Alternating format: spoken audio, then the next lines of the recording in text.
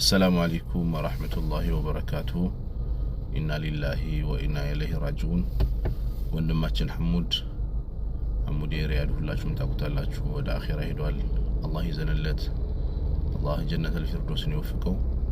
ለመላው ቤተሰቦቹ፣ ወዳጆቹ፣ እህት ወንድሞቹ፣ ጓደኞቹ አላህ ይሶብራችሁ ለማለት እወዳለሁ።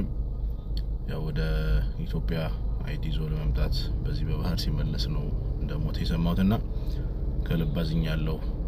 በዚህ አጋጣሚ ይሄ መንገድ ከዚህ ወደዛ የሚሆን ከዛ ወደዚህ ያለው መንገድ በጣም አስኪ ነውና ባካችሁ በተለይ ደግሞ አሁን ባለው ሲቹዌሽን በዚህ በጦርነት ወቅት አስቸጋሪ ነው። ባካችሁ ከዛ ከኢትዮጵያ የምትመጡ እህት ወንድሞች ካላችሁ እባካችሁ በጣም አስቸጋሪ መንገድ ነው የሆነው።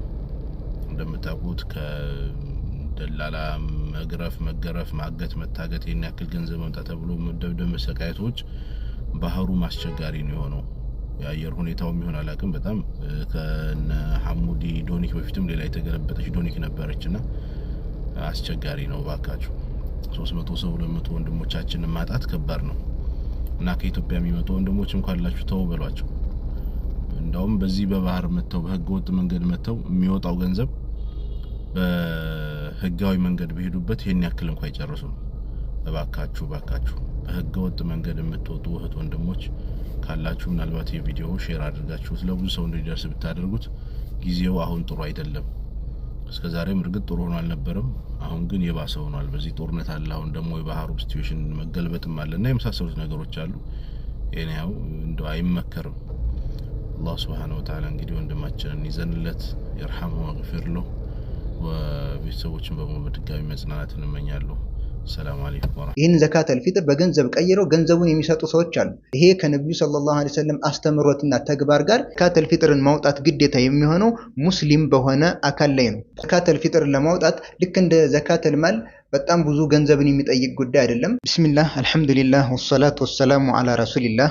ይህ የተከበረ የረመዳን ወር እንደምታዩት ወደ ማጠቃለያው ላይ ደርሷል። ጾማችንን በተቻለ መልኩ አላህ ያዘዘንን ታዘን የከለከለንን ተከልክለን በተለያዩ ዒባዳዎችም ስናሳልፍ ቆይተናል። ነገር ግን ሰዎች ነንና በጾማችን ወቅት የተለያዩ ጉድለቶች፣ ስህተቶች ሊገኙብን ይችላሉ። የትኛውም ሰው ያለምንም ጉድለትና ስህተት የረመዳንን ወር በትክክል ይጾማል ማለት አይቻልም። ይህንን ድክመታችንን አዛኝ የሆነው ጌታችን አላህ Subhanahu Wa Ta'ala በመመልከት በጾማችን ወቅት ያጓደልነውን ጉድለት ለመሙላትና ክፍተታችንን ለመዝጋት አላህ Subhanahu Wa Ta'ala ዘካተል ፊጥር የሚባልን ጾማችንን ጾመን ስንጨርስ የምናወጣውን ዘካ ደንግጎልናል። በመጀመሪያ ደረጃ ዘካተል ፊጥርን ማውጣት ግዴታ የሚሆነው ሙስሊም በሆነ አካል ላይ ነው። ቡኻሪ ላይ በተዘገበ ዘገባ ኢብኑ ዑመር ረዲየላሁ ዐንሁ እንዳስተላለፉት ፈረደ ረሱሉላሂ ሰለላሁ ዐለይሂ ወሰለም ዘካተል ፊጥሪ ሷዕን ሚን ተምሪን አው ሷዕን ሚን ሸዒሪን ዐለል ዐብዲ ወልሑሪ ወዘከሪ ወልኡንሳ ወሰጊሪ ወልከቢሪ ሚነል ሙስሊሚን ብለው ተናግረውታል። ነብዩ ሰለላሁ ዐለይሂ ወሰለም ዘካተል ፊጥርን አንድ ቁና ከተምር ወይም አንድ ቁና ከገብስ በባሪያም ላይ ጨዋ በሆነም ሰው ላይ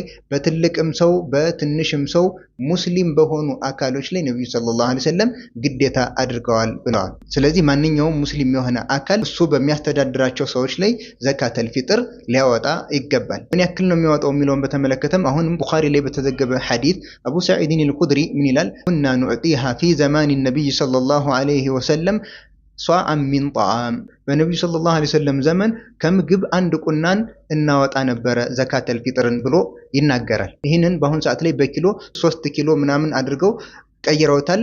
ወይም ደግሞ በጆክም ቀይረው ከየትኛውም አይነት ምግብ 2 ጆክን ማውጣት ይችላል ብለው ተናግረዋል። ዘካተል ፊጥርን የሚያወጣበትን ወቅት በተመለከተ 2 አይነት ወቅቶች አሉት። ወቅቱ ኢስቲህባብና ወቅቱ ጀዋዝ። ዘካተል ፊጥርን ማውጣት የሚወደድበት ወቅትና ዘካተል ፊጥርን ማውጣት የሚፈቀድበት ወቅት ብለው ከፍለውታል። ዘካተል ፊጥርን ማውጣት የሚወደድበት ወቅት ነብዩ ሰለላሁ ዐለይሂ ወሰለም እንደተናገሩት ሰዎች ወደ ዒድ ሶላት ከመውጣታቸው በፊት በጠዋት ላይ ማውጣት ነው። ምክንያቱም ከማ ፊል ሐዲስ አመረ ነብዩ ሰለላሁ ዐለይሂ ወሰለም አን ቱአዳ ቀብለ ኹሩጅ الناس الى الصلاه። ነብዩ ሰለላሁ ዐለይሂ ወሰለም ዘካተል ፊጥርን ሰዎች ወደ ሶላት ከመውጣታቸው በፊት እንድትሰጥ አዘዋል የሚል ዘገባ ቡኻሪ ላይ ስላለ በዚህ ሰዓት ላይ ዘካተል ፊጥርን ማውጣት የተወደደ የሆነ ወቅት ነው። ሁለተኛው ወቅት ማውጣት የሚፈቀድበት የሆነ ወቅት ነው። እሱም ከዒድ ሶላት ከአንድ ቀን ወይም ከ2 ቀን በፊት ያለው ወቅት ላይ ነው። ይህንንም በተመለከተ አሁንም ቡኻሪ ላይ ኢብኑ ዑመር ረዲየላሁ ዐንሁ ዘካተል ፊጥርን ከአንድ ቀን ወይም ከ2 ቀን በፊት አስቀድሞ ይሰጥ እንደነበረ ተዘግቧል።